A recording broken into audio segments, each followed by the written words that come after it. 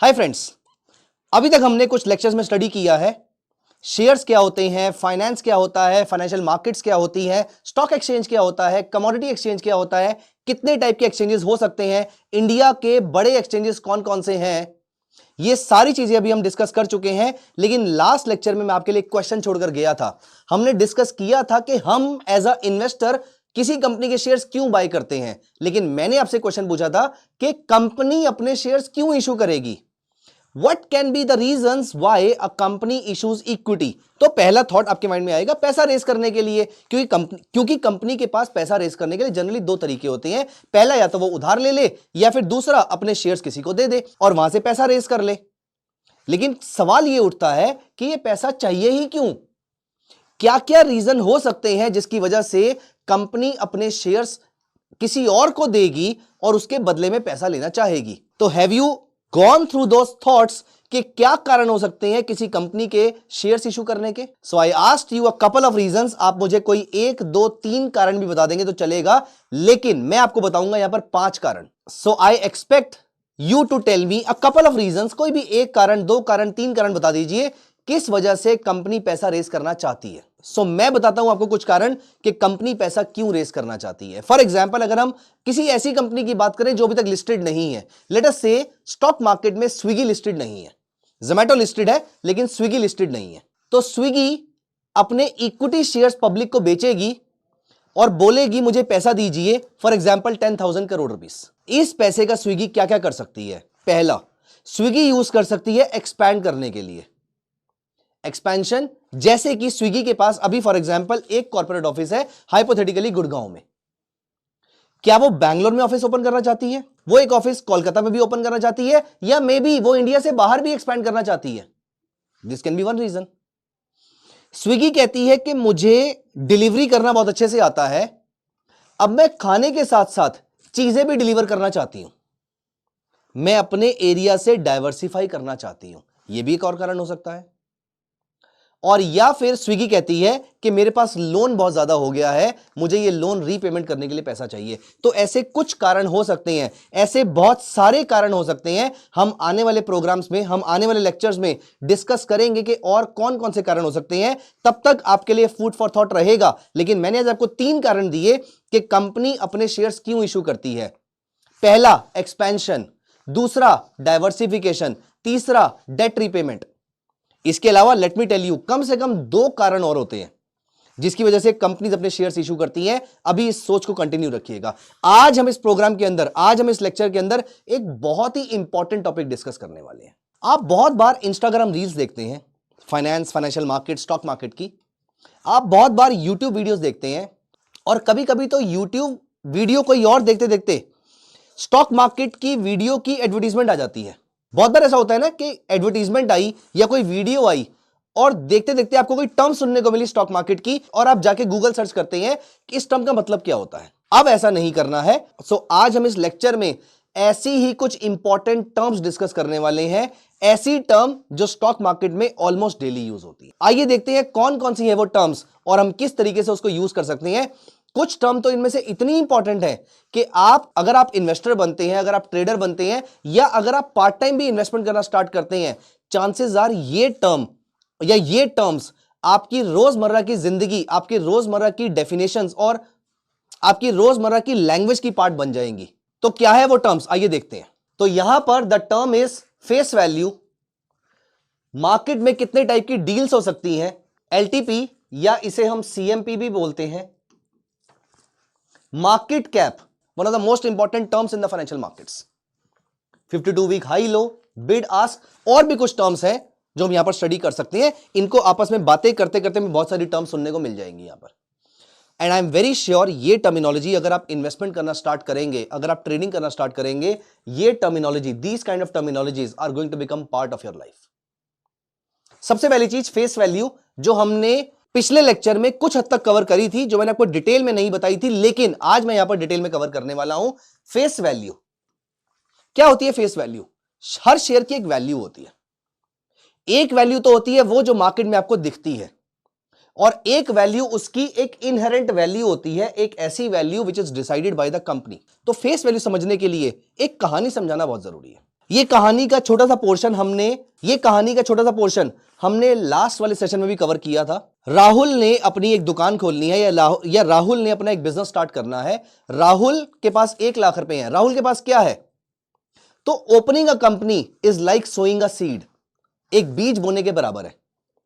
और राहुल यहां पर एक गार्डनर है जिसके पास क्या है? जिसके पास है एक आइडिया और साथ में एक बीज। बीज मतलब सीड कैपिटल। 1 लाख रुपए आपके पास कैपिटल है। आप गए कंपनी फॉर्म करने के लिए। आपने जब आप आरओसी के पास पहुंचे, उन्होंने कहा कि आप कंपनी को कितना पैसा देंगे। आपने कंपनी को दिया 1 लाख रुपए। कंपनी, हमने लास्ट लेक्चर में डिस्कस किया था, जिस तरीके से ह्यूमन बॉडी सेल से मिलकर बनती है, उसी तरीके से एक कंपनी शेयर से मिलकर बनती है। आपने दिए कंपनी को 1 लाख रुपए, कंपनी ने बदले में आपको दिए 10,000 शेयर्स,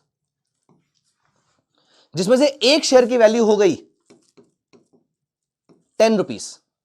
ये 10 रुपए, this is the value, listen to this statement very carefully, this is the value return in the books of accounts of the company. Company की बैलेंस शीट में एक share, depending upon the capital infused in the company और depending upon the capital base of the company, company के एक share की value कितनी है? वो है 10 रुपए। This 10 rupees is called the face value. Face value एक कंपनी की लाइफ की सबसे पहली वैल्यू होती है। आज अगर कंपनी को 2 साल हो गए, आज कंपनी के पास 20 करोड़ का रेवेन्यू आ रहा है, मतलब कितने अमाउंट की वो सेल कर पा रही है? 20 करोड़ के अमाउंट की वो सेल कर पा रही है। आज कंपनी के पास 50 एम्प्लॉइज हैं और 3 ऑफिस है। 2 साल और बीत गए, आज कंपनी का रेवेन्यू 200 करोड़ का आ रहा है, कंपनी के 10 ऑफिस है और कंपनी के 500 एम्प्लॉइज है। 5 साल बीत गए, 10 साल बीत गए, कंपनी का रेवेन्यू आ रहा है 2000 करोड़ का, कंपनी का प्रॉफिट आ रहा है 400 करोड़ का, कंपनी के 2000 एम्प्लॉइज हैं और कंपनी के 20 ऑफिस है। क्या आज आप अपने शेयर को, आप प्रमोटर हो कंपनी के, आपने कंपनी स्टार्ट करी थी, आप राहुल हैं, क्या आप अपनी कंपनी के एक शेयर को 10 रुपए पे सेल करेंगे? नहीं, क्योंकि कंपनी की नेटवर्थ बढ़ चुकी है। बट बुक्स ऑफ अकाउंट्स में आज भी ये वैल्यू लिखी हुई है, this is called the face value. ये वैल्यू सिर्फ कंपनी ही चेंज कर सकती है। आज आप जिस रेट पे कंपनी को बेचेंगे वो बन जाएगा कंपनी का इशू प्राइस।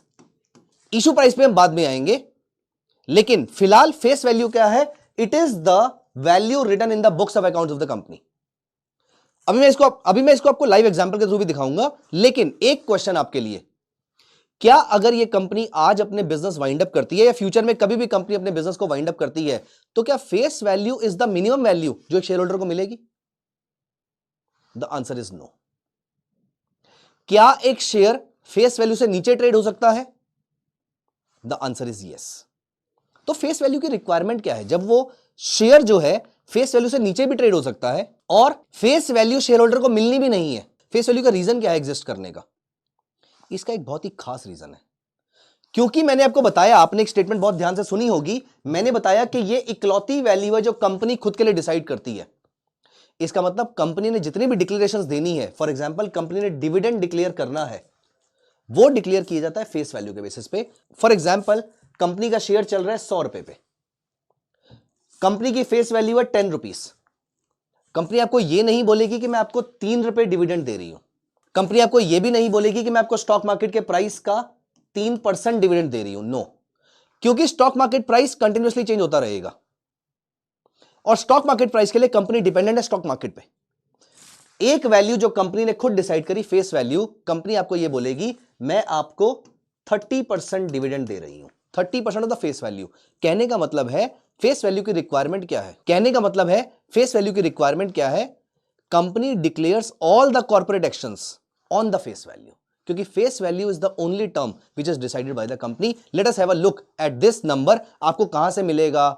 क्या ये नंबर हमेशा 10 ही रहेगा या नंबर चेंज भी हो सकता है? आइए लाइव एग्जांपल के थ्रू देखते हैं। तो यहां पर हम टाइप करते हैं रिलायंस इंडस्ट्रीज, कंपनी की फेस वैल्यू 10 रुपीस, कंपनी की फेस वैल्यू 10 रुपीस। कंपनी अगर आपको बोलती है कि मैं 100% डिविडेंड दे रही हूं, इसका मतलब यह है 100% ऑफ दिस फेस वैल्यू, मतलब आपको कंपनी 10 रुपीस का डिविडेंड दे रही है। क्या यह नंबर हमेशा 10 ही रहता है? आइए देखते हैं। Tata consultancy services face value is 1। जिस दिन ये कंपनी इंडियन एक्सचेंजेस पे लॉन्च हुई थी तब इसकी भी फेस वैल्यू 10 थी, लेकिन इसने कभी ना कभी इसको कम किया होगा। जबकि वहीं अगर हम एमआरएफ को देखें,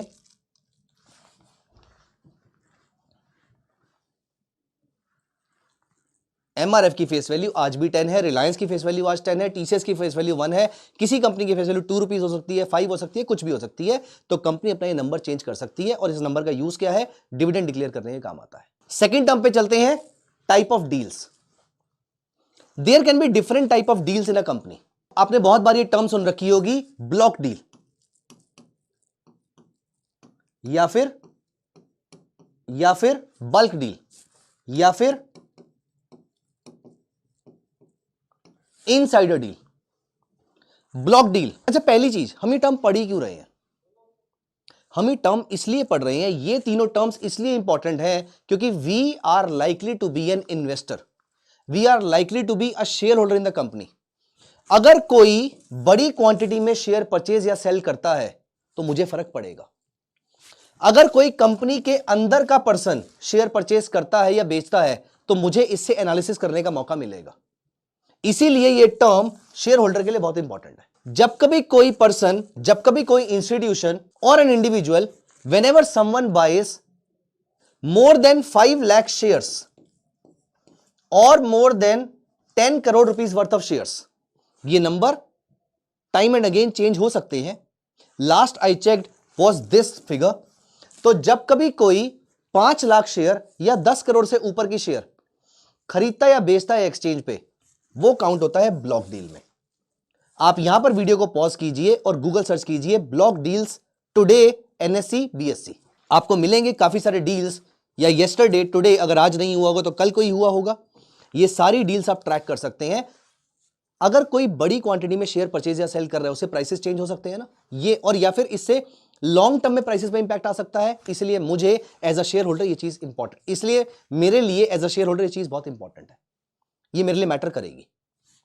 बल्क डील, जब कभी कोई किसी कंपनी के अंदर आधा परसेंट, विच मीन 0.5% स्टेक खरीदता या बेचता है, it is called bulk deal. Again ये बल्क में शेयर्स जा रहे हैं, इसका मतलब मैं अगर एनालिस्ट हूं, और हम इसी प्रोग्राम के अंदर एनालिसिस के बारे में भी डिस्कशन करेंगे आने वाले मॉड्यूल्स के अंदर, आने वाले लेक्चर्स के अंदर, इसका मतलब उस एनालिसिस के अंदर यह चीज मेरे काम आ सकती है। अगर कोई कंपनी के अंदर का पर्सन, कंपनी का मैनेजर, कंपनी का डायरेक्टर, कंपनी का एम्प्लॉय, कंपनी का प्रमोटर, कोई भी अगर अपनी ही कंपनी के शेयर्स खरीदे या बेचे, उसे हम कहते हैं insider deals. Insider deals allowed है, लेकिन आपको एक्सचेंज को इन्फॉर्म करना पड़ता है पहले कि आप ये काम क्यों कर रहे हैं और आप ये काम कितनी क्वांटिटी में कर रहे हैं और क्यों कर रहे हैं। आप अपनी कंपनी के शेयर्स खरीद सकते हैं, बेच सकते हैं, आपको पैसे की जरूरत पड़ सकती है, आप कीजिए, लेकिन आपको ये इन्फॉर्म करना जरूरी है, प्रोवाइडेड आपकी कंपनी स्टॉक एक्सचेंज पर लिस्टेड है तो ये हुई आपकी 3 डील्स जो एज अ एनालिस्ट, जो एज अ इन्वेस्टर हमारे लिए मैटर करेंगी। Third term, LTP. Let us have a look at this is LTP. आज एमआरएफ का एक share is trading at 1,47,074 rupees. Wait, अगर आप इन्वेस्टर बनना चाहते हैं तो आपको घबराने की जरूरत नहीं है, सारे शेयर्स इतने महंगे नहीं होते हैं। यहीं अगर हम इंडिया की एक बहुत बड़ी बैंक की बात करें, पंजाब नेशनल बैंक, उसका एक share is trading eight only 124 rupees. तो आप 100-150 रुपए में भी इन्वेस्टमेंट कर सकते हैं। रादर एक और बड़ा bank, Yes Bank, is trading at 28.80। Price, I generally say, price is just a number. आप प्राइस में मत जाइए कि अगर छोटी कंपनी का शेयर है तो प्राइस कम होगा, बड़ी कंपनी का है तो प्राइस ज्यादा होगा, या फिर अगर प्राइस कम है तो कंपनी अच्छी नहीं है, प्राइस ज्यादा है तो कंपनी बहुत अच्छी है। नहीं, ऐसा कुछ नहीं है। ये कंपनी के फंडामेंटल्स पे डिपेंड करता है। लेकिन all I want to tell you today is that one, this is called LTP, जो आप एक्सचेंज की वेबसाइट से चेक कर सकते हैं। यहीं पर अगर हम बॉम्बे स्टॉक एक्सचेंज की वेबसाइट पे आते हैं तो यहां पर भी आप नोटिस कीजिए। यहां पर आप किसी भी कंपनी का स्टॉक प्राइस एनएससी या बीएससी की वेबसाइट पे जाके चेक कर सकते हैं। ये प्राइसेस आप अपने ब्रोकर के टर्मिनल पे जाके भी चेक कर सकते हैं। और ये prices interestingly every fraction of second, even before you blink your eye, ये प्राइसेस चेंज हो जाते हैं, because there is a massive demand and supply that is at all points in time going on in the market. Do you know, even before you blink your eye, आपने अगर कोई share bye या cell करने का order डाला, even before you blink your eye वो trade execute हो जाता है. सो दिस टर्म LTP और it is also sometimes called CMP, current market price. This keeps on changing every now and then. Next term पे आते हैं market cap, one of the most important terms. Market capitalization. अगर आपने एक बार भी stock market के बारे में कुछ पढ़ा है, मोस्ट लाइकली आपको यह टर्म सुनने में जरूर आई होगी. This is the most important term in this entire page, market cap. What exactly is market cap? Company के कुछ शेयर्स स्टॉक एक्सचेंज पे ट्रेड होते हैं, या कंपनी ने total for example 100 share issue किए. ये शेयर एक्सचेंज पे ट्रेड हो रहे हैं. आज इनकी एक शेयर की value is for example 10 rupees. 100 share total company ने इशू किए, 10 रुपए एक शेयर की वैल्यू है. 100 इंटू 10, 1000 रुपए. ये हो गई कंपनी की market cap. It is the total valuation of the equity of the company.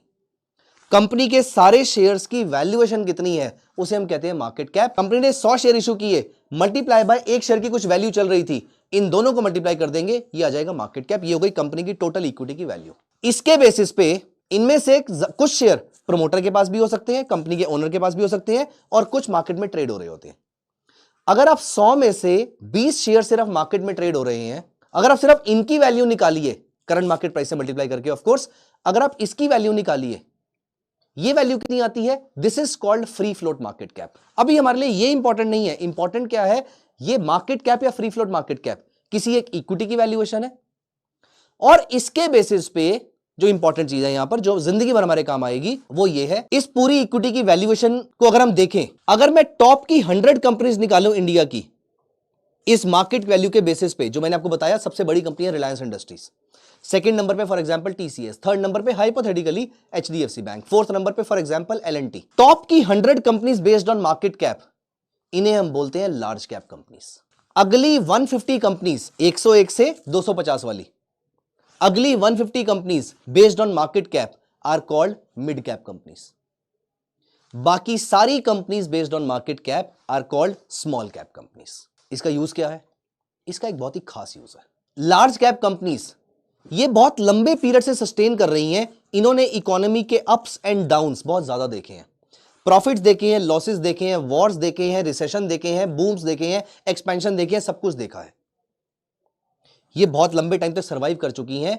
इसमें रिस्क कम है, लेकिन क्योंकि रिस्क कम है तो रिवॉर्ड भी कम है. तो अगर आपको मार्केट में, इक्विटी मार्केट में इन्वेस्टमेंट करते करते अगर आपको सेफ्टी चाहिए तो most likely large cap company ज्यादा अच्छी रहेंगी आपके लिए. अगर आप रिस्क ज्यादा लेने की हिम्मत रखते हैं, कुछ छोटी companies for example CEAT, for example Aurobindo pharma, इनमें से कुछ companies will be mid cap companies. अगली 150 में आएंगी. ये मार्केट कैप के बेसिस पे टॉप 100 में नहीं आती, अगली वाली लिस्ट में आती हैं. These are called mid cap companies.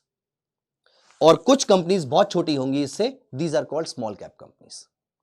तो एक generic rule, of course it depends upon investor to investor, तो एक जेनरिक रूल जो होता है वो ये कहता है, अगर आप रिस्क बहुत कम लेना चाहते हैं इक्विटी मार्केट में रहते हुए, अगर आप रिस्क कम से कम लेना चाहते हैं then go for large cap companies.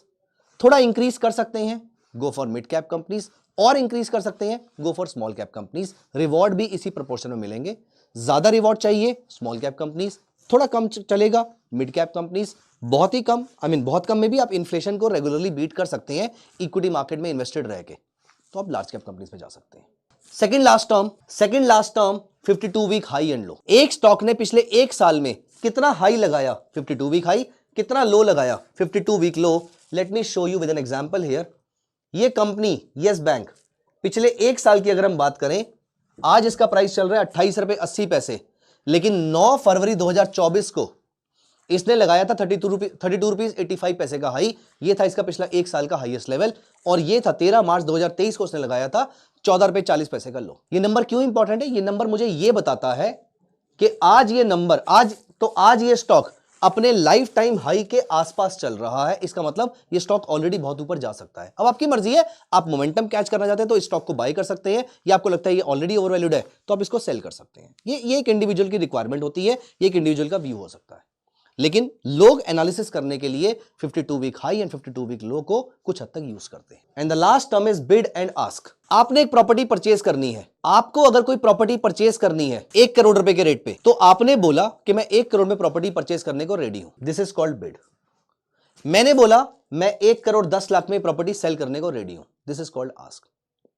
The price at which the buyer is willing to buy is called the bid and the price at which the seller is willing to sell is called the ask.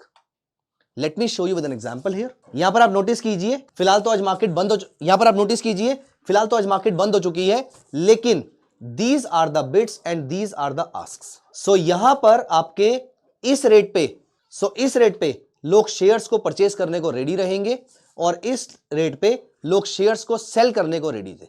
Let me show you with an example here. यहां notice कीजिए, the buyer is willing to buy something at 1430 while the seller is willing to sell something at 1431. These are all the bids and these are all the asks or the offers. So total आप notice कीजिए 1,07,900 लोग कुछ bye करने को ready थे और 1,42,350 लोग इसको सेल करने को रेडी थे।